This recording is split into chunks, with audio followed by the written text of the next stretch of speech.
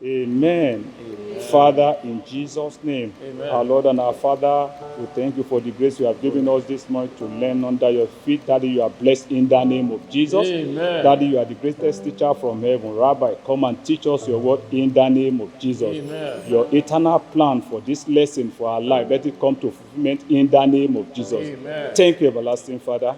In Jesus' mighty name we pray. Amen. We bless the Lord for his mercy that endureth forever over our life, A fi ìbùkún fún Olúwa fún àánú rẹ̀ tó wà títí láé lórí that ayé wa. has allowed us to witness this wonderful day, Tó sì fún wa ní orí ọ̀fẹ́ láti rí ọjọ́ òní. to learn from our Christ Apostolic Church Sunday School pamphlet, Láti lè wá kẹ́kọ̀ọ́ nínú ẹ̀kọ́ ilé ẹ̀kọ́ ọjọ́ ìsinmi wa tòní. the January to June pamphlet of the general theme, God in the administration of man. Èyí tó ní ṣe láti oṣù kìíní dé oṣù kẹfà tó sọ nípa Ọlọ́run nínú ìṣàkóso ènìyàn. And today we want to continue our lesson 10 Lónìí a fẹ́ tẹ̀síwájú nínú ẹ̀kọ́ kẹwàá in Unit 3, ní ìsọ̀rí kẹta. God administered through the King.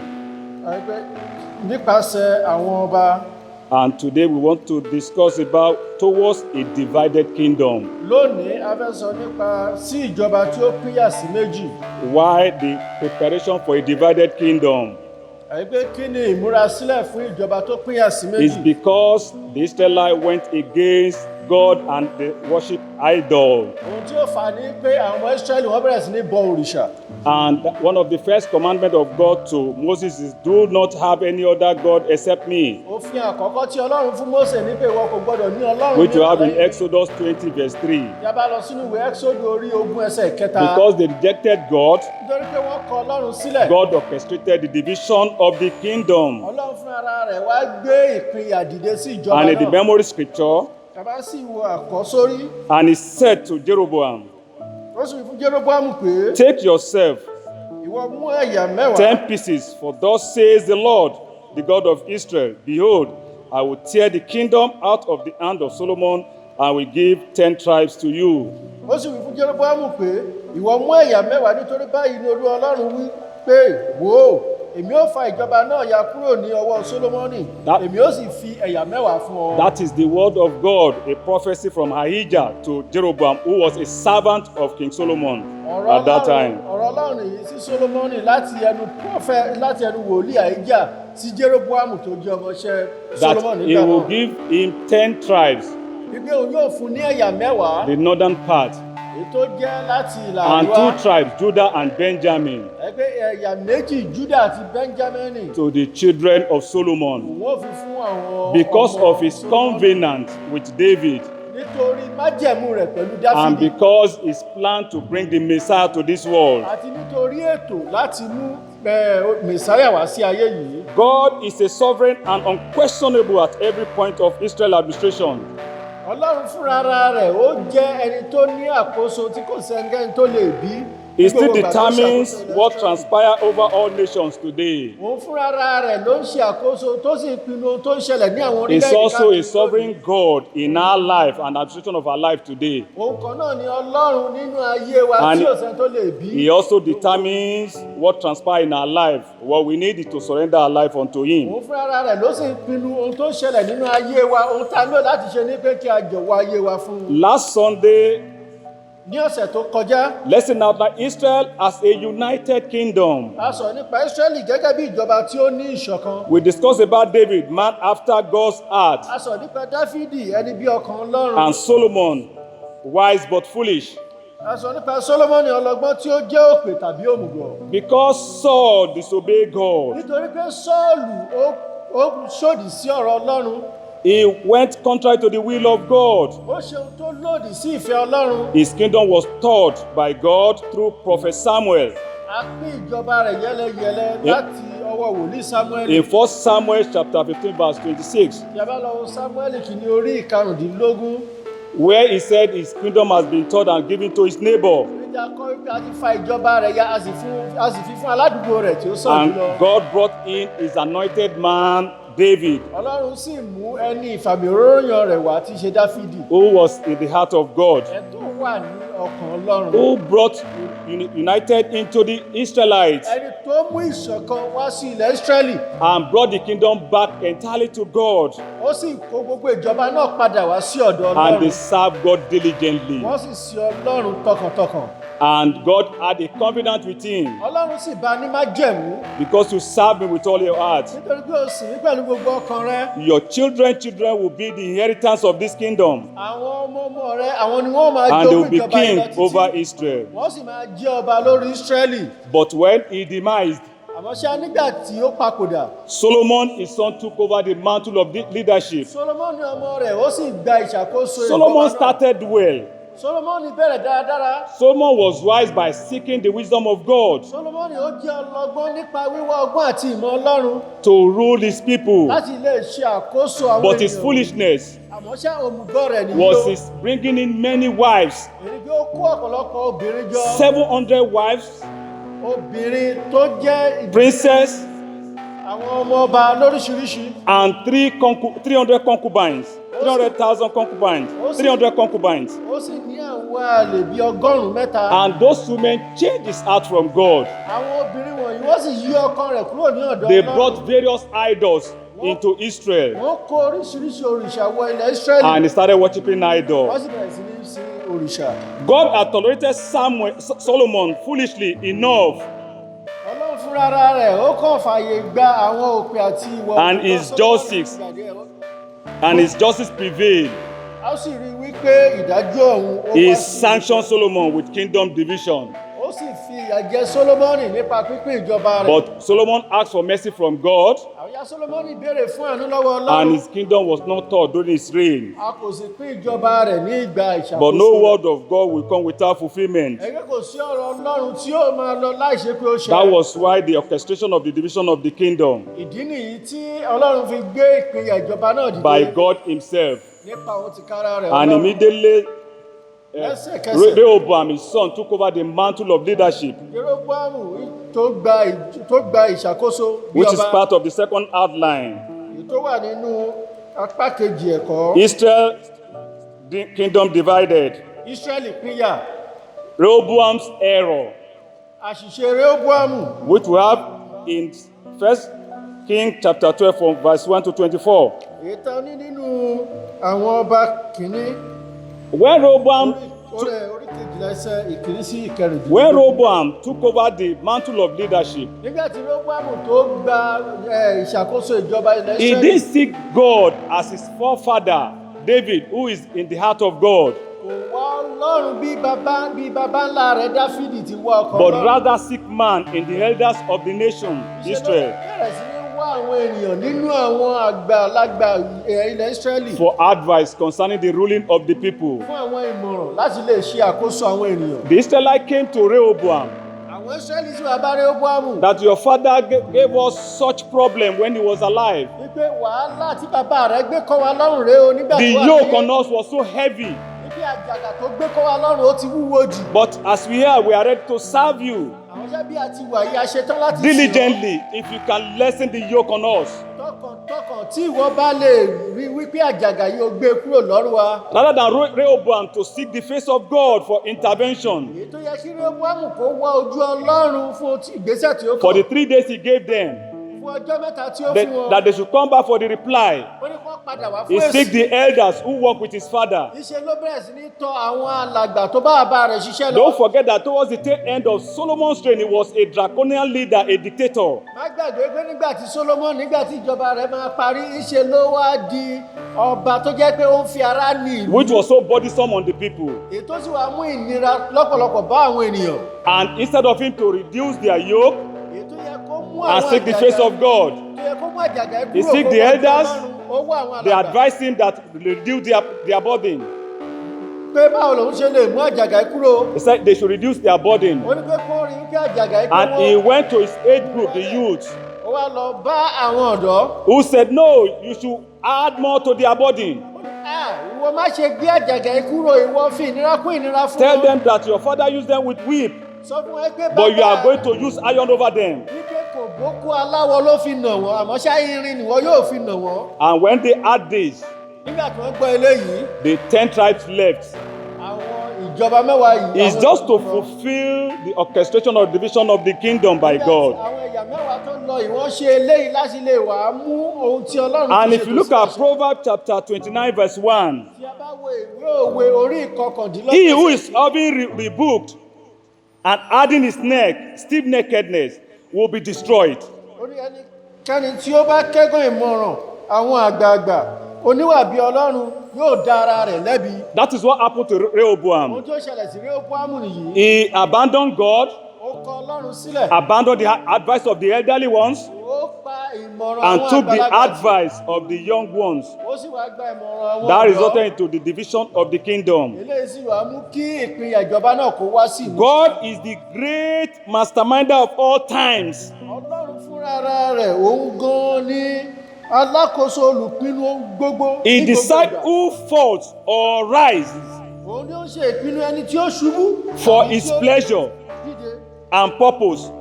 gbogbo rẹ̀ fún ìdùnnú May, àti èròǹgbà may rẹ̀. we fulfill his purpose in Jesus' name. a mú èròǹgbà rẹ̀ ṣẹ lórúkọ And Jésù. after this, lẹ́yìn eléyìí the 10 tribes that went seek for the face of Jeroboam, àwọn ẹ̀yà mẹ́wàá tí ó lọ ìwọ́n wá lọ́wọ́ ojú Jeroboamu. who at the point of in time left Israel to Egypt because of Solomon was after him. ẹni tí ó sá lọ sí ilẹ̀ Egypt nítorí pé Solomoni lépa rẹ̀ láti He pa. raised his head, and Solomon actually heard about the prophecy of God about him. nígbà tó gbé orí rẹ̀ sókè tí Solomoni sì gbọ́ àsọtẹ́lẹ̀ Ọlọ́run nípa rẹ̀. He said he ran away to Egypt, ó sá lọ sí ilẹ̀ Egypt. and he was brought back after the death of Solomon wọ́n sì gbé padà wá sí ìlú ní ẹ̀yìn tí Solomoni. during the reign of Rehoboam. nígbà tí Rehoboamu bẹ̀rẹ̀ sí ní ṣe àkóso. And what happened then was that the people of Israel, the 10 tribes, enthroned him as king over Israel, the 10 tribes of Israel. àwọn ẹ̀yà mẹ́wàá Ísírẹ́lì wọ́n sì wá fi jọba lórí wọn. And he said to Jeroboam, take for yourself 10 pieces, for thus says the Lord, the God of Israel, behold, I will tear the kingdom out of the hand of Solomon and will give 10 tribes to you. That is the prophecy of God in 1 Kings chapter 11 verse 31, which come to fulfillment. ó sì fún Jeroboamu pé ìwọ mú ẹ̀yà mẹ́wàá nítorí báyìí ni Olúwa Ọlọ́run Ísírẹ́lì wípé wò ó èmi ó fa ìjọba náà ya kúrò ní ọwọ́ Solomoni. And Jeroboam also failed to seek the face of God, Jeroboamu fara rẹ̀ ó náà tún kùnà láti wọ ojú Ọlọ́run. like David, who is in the heart of God. bí Dáfídì ẹni tó wà ní ọkàn Ọlọ́run. He created 2 molten calves for the people of Israel. ó fara rẹ̀ ó wá lọ wá orí àwọn gbọ́rọ̀ màálù méjì. For them not to serve God in Jerusalem again. wọn kí wọ́n bá lọ sí Jerúsálẹ́mù láti lọ sin Ọlọ́run wọn. That is his error. àṣìṣe rẹ̀ nìyí o. First and foremost, he was given the 10 tribes on a platter of gold by the prophecy of prophet Ahijah. ṣáájú a fi ẹ̀yà mẹ́wàá fún un láì tiẹ̀ ní wàhálà nínú láti ẹnu wòlíì Ahijah. He's supposed to seek the face of God through prophet Ahijah when he came to the mantle of leadership over the 10 tribes, the northern tribes. ó yẹ kó bẹ̀rẹ̀ sí ní wá ojú Ọlọ́run láti pàṣẹ wòlíì Ahijah nígbà tó wá jọba lórí àwọn ẹ̀yà mẹ́wàá ìtàn. Rather than that, he lost faith in God that gave him those 10 tribes. èyí tó yẹ kó ṣe èyí iṣẹ́ ló bẹ̀rẹ̀ sí ní lépa àwọn ẹ̀yà mẹ́wàá àwọn àgbàlagbà tó wà ní àwọn ló ń lépa kiri. And 2 Corinthians 5:7 says, we walk by faith, not by sight. bàbá sì wo ìwé Kọ́ríńtì kejì ó ní àwa ń rìn nípa ìgbàgbọ́ kì í ṣe nípa ti ojú. He failed to walk by faith, but rather than sight. ó kùnà láti rìn nípa ìgbàgbọ́. Are we not in his position today? ṣé àwa kò sí ní àgbàgbọ́. That we don't walk by faith with God, wípé a ò rìn nípa ìgbàgbọ́ pẹ̀lú Ọlọ́run. but we walk by sight. àwọn ṣe à ń rìn pẹ̀lú ojú wa. But the orchestration of the division must come to fulfillment by God. àwọn ṣe ìpinnu Ọlọ́run láti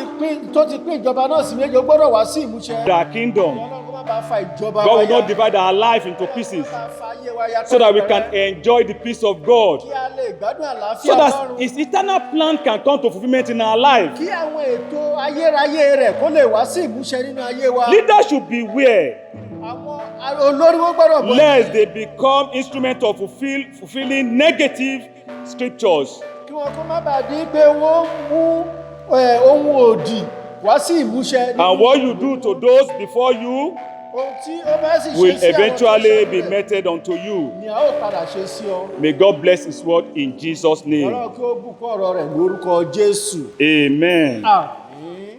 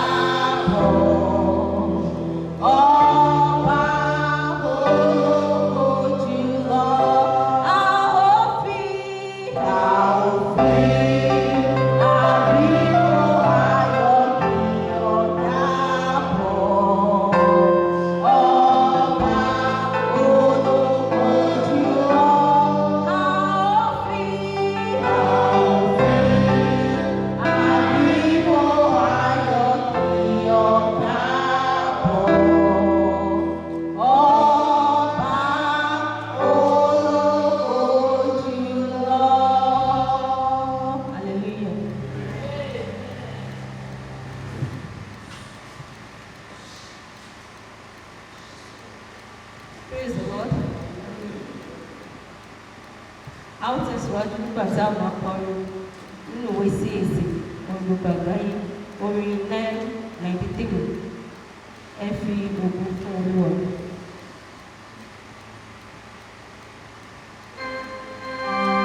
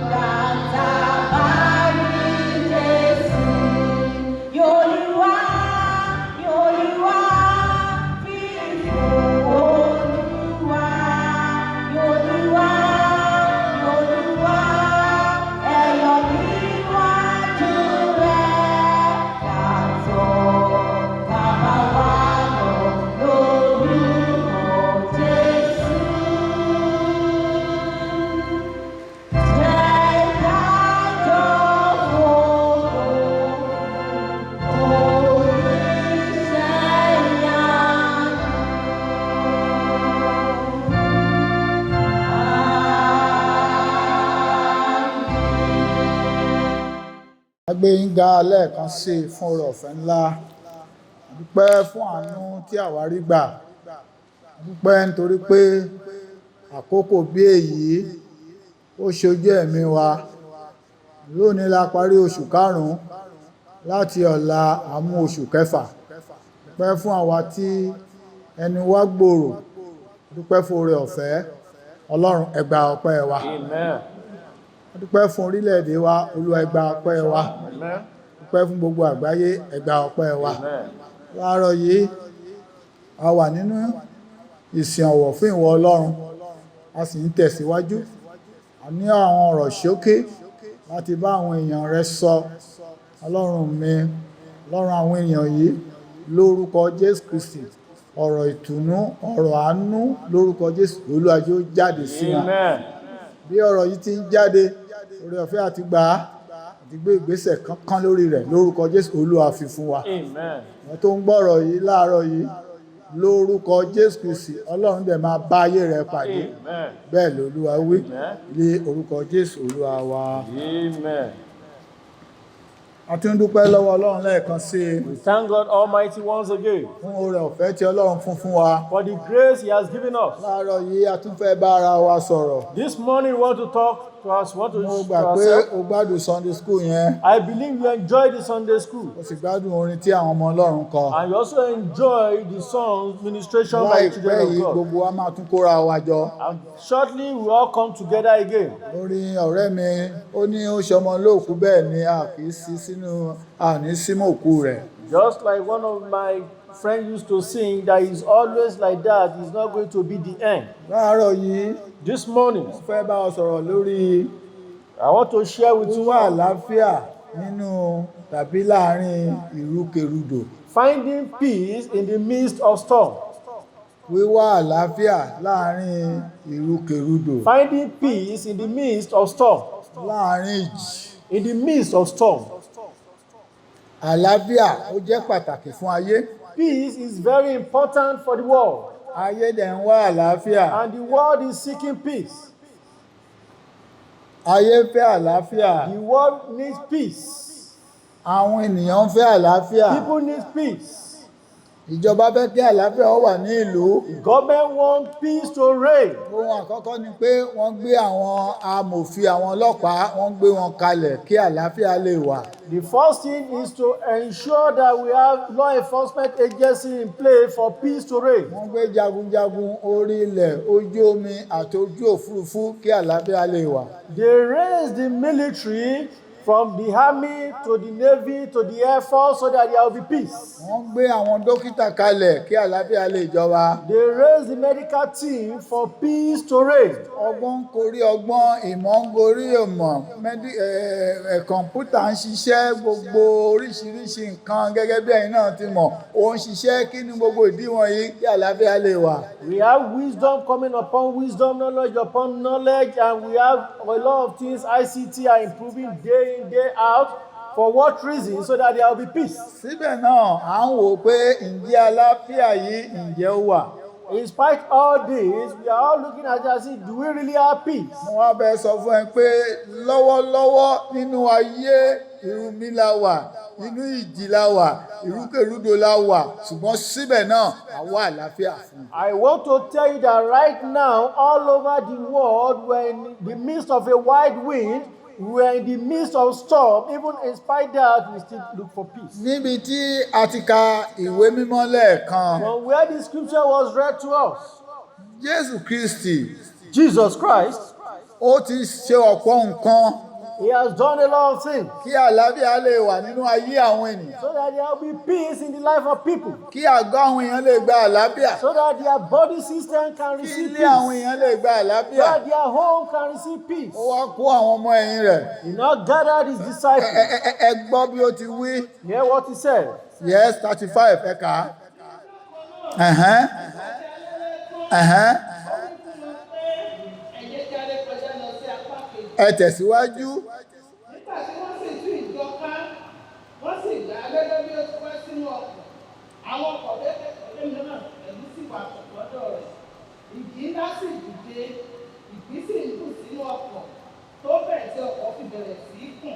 ẹ ṣé níbi tí a wò yìí Where we looked at now, a rí i pé kì í ṣe irú Jésù Kristi ló tún yẹ kí ìjì omi kó jà. you could see that it is not somebody or someone like Jesus Christ that you witness a storm. Mo máa ń sọ fún àwọn ènìyàn I always tell people, pé ìjì storm ó jẹ́ ohun àìgbọ́dọ̀ má ní.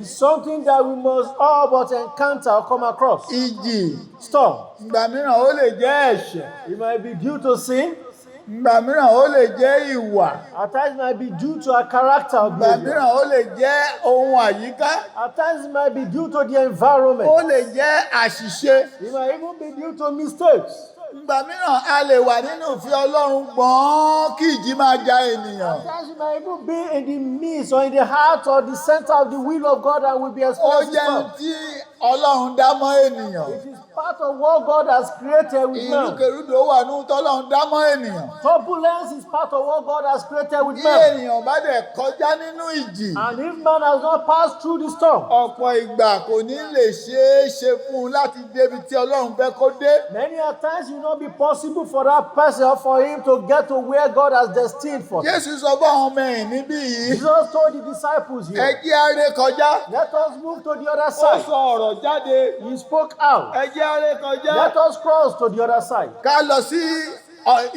Ká lọ sí ipa kejì. Let's cross to the other side. Ṣùgbọ́n ṣíṣe èyí, By doing this, ìjì jáde, the storm arose. ìjì dé. Storm arose. Ọmọ tó ń là kọjá lásìkò I yìí, don't know what you are passing through at this ọmọ tó moment. jẹ́ ìjì tirẹ̀. I don't know what your storm is. Kọ́kọ́ gba nǹkan kan pé ìjì máa wá. First of all, believe that there will be storm. Àìsàn tí à ń pariwo rẹ̀ yìí ìjì ni. Even these diseases or virus that we are talking about is a storm. Àìríjẹ ńgbà mìíràn á di ìjì mọ́ ènìyàn lọ́wọ́. Even lack is a storm. Lòmíràn á ti dàgbà, á gbàdúrà, Olúwa fún mi lọ́kọ, Olúwa fún mi lọ́kọ, á padà rọ́kọ tàbí á padà rí ìyàwó, wọ́n á máa gbé ìjì á wọlé. And some will have grown old. God give me a husband, give me a wife. God will answer this. I get to a time and a storm will arose. Mo bá ọmọbìnrin kan sọ̀rọ̀. I was discussing with a Wà lady. lọ́dọ̀ ọkọ ẹ̀ báyìí, ó ti ń lọ sí bí ọdún bíi méje. She's now married with her husband going to 7 years. Àwọn ẹbí ọkọ wa bẹ̀rẹ̀ sí fa wàhálà pé kó filẹ̀ kó lọ wá ìyàwó mìíràn. Her in-laws now started problem with her that the husband should leave her and look for another wife. Ó wá sọ fún mi pé ìgbà tí ọkọ yẹn tó fẹ́ òun lòun tó mọ ọkùnrin. She now told me that she never met any man in her life, not until she got married to the man. Wọ́n lè dọ́dọ̀ dọ́kítọ̀ sọ pé òun yẹ̀ wọ́n wò àtọkùnrin àtobìnrin kò sí ìkankan tóun rí tó jẹ́ àìsàn tóun lè sọ pé òun fẹ́ tọ́jú lára They wọn. went for a medical test and doctor confirmed to them that they were perfectly okay. There is no disease, there is no problem with them for him to treat. Síbẹ̀ náà, mo ń sọ fún mo ní mo rí bí ìjì àkókò yìí. And even in spite that, I told her that I'm seeing this as a storm at this moment. Ìjì lè wá. The storm will come. Ó wá sí ọ̀dọ̀ àwọn èèyàn wọ̀nyí. The storm came to these people. Wọ́n tẹ ìlú àwọn èdè kan tó bà wá lẹ́rù. And they even used some statements that are fighting us. Tẹ̀síwájú díẹ̀ sí ká gbọ́ ohun tí wọ́n sọ. Nígbà mìíràn ìrìn àjò wa nínú ìgbàgbọ́ asúmọ́ Ọlọ́run asán ìdámẹ́wàá wa àṣedéédé nínú Ọlọ́run kí ló tún fa ogun gbọ́ ìjì ni. Jésù wà nínú ọkọ̀ yẹn síbẹ̀ náà omi ń ya sínú ọkọ̀ wàhálà ń ṣẹlẹ̀ nínú ọkọ̀. Bẹ́ẹ̀ni wá lo èdè kan pé Jésù pàápàá ó ní ìsinmi ó ní ìfọ̀kànbalẹ̀ ó sùn sínú ọkọ̀. Ẹ tẹ̀síwájú. At times, Wọ́n wá jí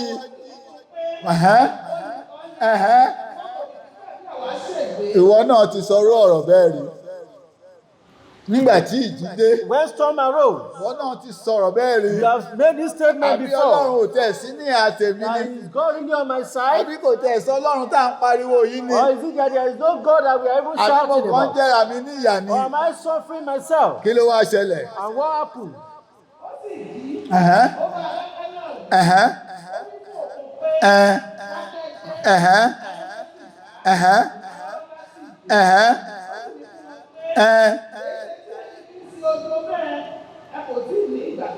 Ńgbà mìíràn òjò wá At times, ẹ̀rù our wá fear ìbẹ̀rù was wá ńgbà mìíràn a máa túbọ̀ mú kí inú ìjì kó dùn sí i. It even makes the storm to be more happier. A máa mú kí ogun yẹn kí inú ogun yẹn dùn sí It i. even makes the problem to be more happier. Mò ń sọ fún èèyàn kan, I was telling somebody, mo ní ẹkún ò lè gbà ọ́. I said, weeping cannot Èèkàn deliver you. sunkún òsunkún ìyẹn kọ́ ló máa ràn ẹ́ You lọ́wọ́. are just crying, weeping, that's not what will help Ṣùgbọ́n you. láàárọ̀ jẹ́ ń sọ àwọn ọ̀rọ̀ kúkúrú kan sí i. But this morning, let me tell you some little Àwọn things. ìgbésẹ̀ tí èèyàn ń gbé tí ìjì fi ń dákẹ́ téèyàn fi ń ní àlàáfíà. Steps to take for peace to be still so that you can have peace. Tí ìjì bá wà nínú ayé rẹ When you have storm in your life tó dẹ̀ ń fẹ́ àlàáfíà, and you want peace, àwọn ìgbésẹ̀ kékeré yìí tí mo fẹ́ sọ fún ẹ láàárọ̀ yìí mo fẹ́ kó yẹ̀ wò dáadáa. these little steps I want you to take, I want to observe it very well. Ohun àkọ́kọ́, The first thing, gbẹ́kẹ̀lé Ọlọ́run. you must trust in God. O gbọ́dọ̀ ní ìgbẹ́kẹ̀lé nínú Ọlọ́run. You must have trust in God. Mo máa ń láìkí èdè Psalm 119 verse 92 I yẹn. always enjoy the statement that that's Psalm 119 verse Bó 92. tẹ̀ jẹ́ sáàmù yẹn ló gùn jọ̀pọ̀ ìgbà a kì í kà á. Even though it's the longest Psalm, most times we don't read Ó it. jẹ́ sáàmù tó múnú mi dùn, mo máa ń kà á gan-an láti ìgbà dé ìgbà. It's one of the Psalms that I enjoy reading more from time to time. Ẹgbọ́n tí Psalm 119 verse 92 ẹgbọ́n tó sọ fún wa. Here was Psalm 119 verse 92 tells Ẹ̀hẹ́n, us. bí kò ṣe pé ẹ̀hẹ́n, bí òbí rẹ̀ ti ṣe inú dùn mí ẹ̀hẹ́n, ìkọjú mi. ẹ̀hẹ́n. Ohun àkọ́kọ́ ni pé ká gbẹ́kẹ̀ wa lé Ọlọ́run. The first thing is to trust in O God. gbọ́dọ̀ ní ìgbẹ́kẹ̀lé nínú Ọlọ́run. You must have trust in God. Nínú ìwé Mark yẹn verse 4 verse 35 yẹn kí ló wí fún wa? You have Mark 4:35. Ẹ̀hẹ́n, ẹ̀hẹ́n, ẹ̀hẹ́n. Kí ni mo fẹ́ mú jáde ń bẹ̀ What yẹn? am I bringing out there? Òun ló sọ ọ̀rọ̀ jáde. He was the one that spoke out. Ọ̀pọ̀ ìgbà ẹ ò ní ìgbẹ́kẹ̀lé nínú ọ̀rọ̀ Ọlọ́run. Many a times we don't have trust in the word Yes, of a God. ò trust Ọlọ́run dójú àmì. We don't trust God to the letter. Nígbà mìíràn ohun tó sọ fún wa tó bá ní ká ṣe é, nígbà mìíràn a kì í fẹ́ ṣe é. Many a time what he commanded us to do, we don't do it. Ohun èkejì, And the second point, o ò gbọ́dọ̀ dúró nínú ẹ̀rù. you must not stand in fear. O ò gbọ́dọ̀ dúró nínú ẹ̀rù. You must not stand in fear. O ò gbọ́dọ̀ jẹ́ kí ẹ̀rù kó wà nínú ayé rẹ. You must not allow fear to be in your life. Mo rí nǹkan kan nínú Bíbélì. I saw something in the scripture. Má bẹ̀rù, má bẹ̀rù, má bẹ̀rù, má bẹ̀rù. Fear not, fear not, fear not, fear not. Ó dẹ̀ wà ní Bíbélì fún 365 times ní Bíbélì sọ pé a lo èdè má bẹ̀rù. And you are being told that the word fear not could be found 365 times in the Bible. Nígbà tí mo wá jókòó tí mo wá wò ó, When I sat down, I looked mo wá at rí it. i pé 365 days ló wà nínú ọdún kan. I now saw that we have 365 days that Gbogbo makes ibi tí 1 Bíbélì year. dẹ̀ sọ pé má bẹ̀rù, má bẹ̀rù, má bẹ̀rù, ó jẹ́ 365 place. And Bible made us to understand fear not in 365 places. Kí leléyìí wá túmọ̀ sí fún èmi àti ìwọ? What is this telling you and Ó I? túmọ̀ sí pé ojoojúmọ́ ló gbọ́dọ̀ máa dúró láì ní ẹ̀rù. What is telling that you and I must always stand without fear. Ó ti wù kí ogun yẹn ó tó. No matter how great that problem Ẹgbọ́n is. tó sọ fún wa nínú verse 38. Verse 38. Òun pàápàá sì wà ní ìlú ọkọ̀. Ẹ̀hẹ́n, ẹ̀hẹ́n, ẹ̀hẹ́n, ẹ̀hẹ́n, ẹ̀hẹ́n. Ẹ wá ka verse 40. Ẹ wá ka verse 40. Ó wá wí fún wọn pé èé ṣe tí ẹ̀yin fi ń farú ẹ̀rù tó tó èyí. Nígbà mìíràn ìgbàgbọ́ ló lè mú ẹ̀rù kúrò. At times it is fear that can take away our fear. Ohun ìkẹta tí mo fẹ́ kó mọ̀ láàárọ̀ And yìí. the third point I want you to know. Mo fẹ́ kí o dúró kó o dúró nínú Ọlọ́run. I want you to stand in God Kó o gbà pé kò sún tí Ọlọ́run ò lè ṣe. and believe that there is nothing God cannot do. Be very assured of God pé ó wà fún ọ. Gbọ́dọ̀ ní ìdánilójú Yes. pé ó wà that is with you. Jẹ́ ó dá ọ lójú. You have to be assured of it. Máa rí i ní gbogbo ìgbà. Same always. Máa wò ó ní gbogbo ìgbà.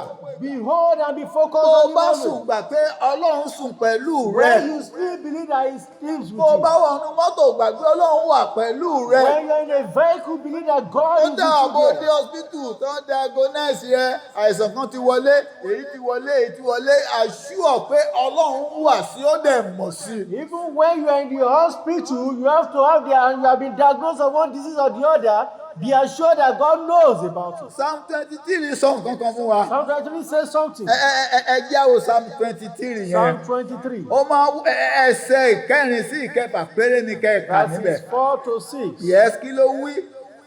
Nítòótọ́, bí mò ń rìn láàrin àfonífojì I òjìji, walk through the valley òjìji of ikú, death. èmi ò ní I bẹ̀rù bí. will fear no evil, Torí tí ìwọ wà for you pẹ̀lú are mi. with me. Ẹ wá gbọ́ o, Listen, ọ̀gọ́ rẹ, ohun your rod. instrumenti tí Ọlọ́run tí àwọn darandaran wọ́n mọ tó ń jẹ́ ọ̀gbọ́, òun ní nǹkan ìjà nígbà tí ọ̀tá bá fẹ́ bá gba ẹran wọn. The herdsmen, they understand what rod is because this is the arm that they always use when the wild animal wants to attack the cattle. Ọ̀gọ́ rẹ, Your rod. ọ̀pá yẹn tí a And the tó bá staff. kù sí ẹ̀ka tó bí ẹranko yẹn bá fẹ́ wé tó bá fẹ́ kọjá àyè ẹ̀ ọ̀pá yẹn náà máa fi darí rẹ̀ ṣùgbọ́n ọ̀gọ́ á wà lọ́wọ́ wọn ọ̀gọ́ á wà nínú nǹkan ìjà wọn ṣùgbọ́n ọ̀pá á wà lọ́wọ́ wọn. They Bíbélì wá will sọ fún wa hold pé their staff ọ̀gọ́ rẹ to direct. àti ọ̀pá rẹ So your rod and the staff, they comfort me. Yes. Yes. Tẹ̀síwájú ní tòótọ́ ire àti àánú ní tẹ̀síwájú. Ẹ ṣé. Mo dẹ̀ fẹ́ kó ohun ìkẹrin ni pé you must recognize that God is in control of any situation. O gbọ́dọ̀, number 4 point is, o gbọ́dọ̀ ní ìdánilójú pé Ọlọ́run wà nínú ìṣàkóso àti ìdarí ohun gbogbo tó lè máa là Nínú kọjá. máàkì yẹn orí kẹrin yẹn wo verse 39. Mark 4:39. Yes. Ó jí ó bá afẹ́fẹ́ wí. He arose and rebuked Ó the wind. jí ó bá afẹ́fẹ́ wí. He arose and rebuked the wind. Kò sí èrò gbọ́dọ̀ bọ̀ ọ́. You should not fear. Rí Ọlọ́run bí Ọlọ́run àlàáfíà rẹ. See God as God of your peace. Rí Ọlọ́run rẹ. See Him as your God. Ọlọ́run tó ní kí oòrùn ó dákẹ́ jẹ́. The one that has sun to stand still. Ọlọ́run tó jí òkú dìde. The one that raised dead. Ọlọ́run tó la òkun pupa. The one that parted Red Sea into Gbogbo two. tó ń ṣe wọ̀nyí. All these things that Kí He did, àlàáfíà lè jẹ́ ti àwọn èèyàn rẹ̀. so that His people can experience peace. Láàárọ̀ yìí. This morning, Dúró nínú Ọlọ́run. stand in God. Dúró nínú Ọlọ́run. Stand in God. Jẹ́ kí àlàáfíà Ọlọ́run bá ọ gbé. Let the peace of God be with you. Ìjì yẹn kì í ṣe tìrẹ o. That storm is not for you. Wọ́n ti lálàá ikú sí ọ kì í ṣe tìrẹ. They have dreamt about death Wọ́n ti sọ concerning you. tẹ́lẹ̀ It's not sí for ọ kì í you. ṣe tìrẹ. You've been prophesying Wọ́n negatively mò ń also, sọ it's fún ẹ not for pẹ̀lú you. àmì dánilójú láàárọ̀ I'm yìí. telling you with assurance this Ọlọ́run morning, àlàáfíà the God of peace ó máa wà pẹ̀lú rẹ. will be with you.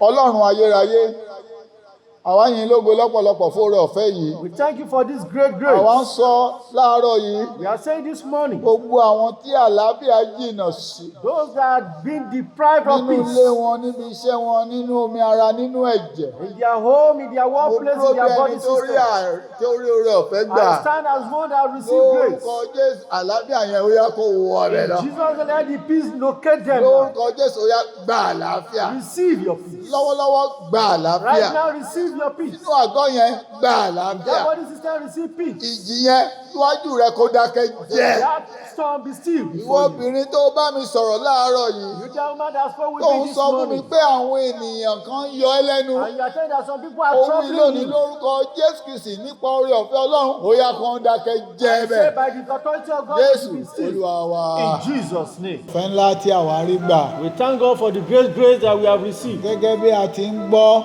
As we have heard, ẹ jẹ́ kí a gbọ́ràn sí àṣẹ tí àwọn ìjọba tàbí àwọn dókítà àti àwọn tí ń ṣiṣẹ́ ìwòsàn, ẹ jẹ́ ká gbọ́ràn sí àṣẹ wọn. let us be obedient to the rules laid down by the government, the medical team, and the paramedics team. Má gun ọ̀kadà Don't ride on nínú motorbike. márúwá yẹn ẹ gbọ́dọ̀ kọjá méjì. Inside the tricycle, make sure you are not more than ibi 2. tí èrò bá ti pọ̀ sí máa lọ ọbẹ̀. Avoid where there is so much gathering. kó o sì máa fi ìbonu àti ìbòmú yẹn máa lò ó ní gbogbo ìgbà. And ensure that you use your nose mask. máa wẹ ọwọ́ rẹ. Make sure you wash your hand. lórúkọ Jésù ọjọ́ òní ti wá. In Jesus' name, Lord, we láìpẹ́ put to shame. gbogbo ogun yìí ó máa kúrò. Very soon, this problem will be over. ẹ ṣé.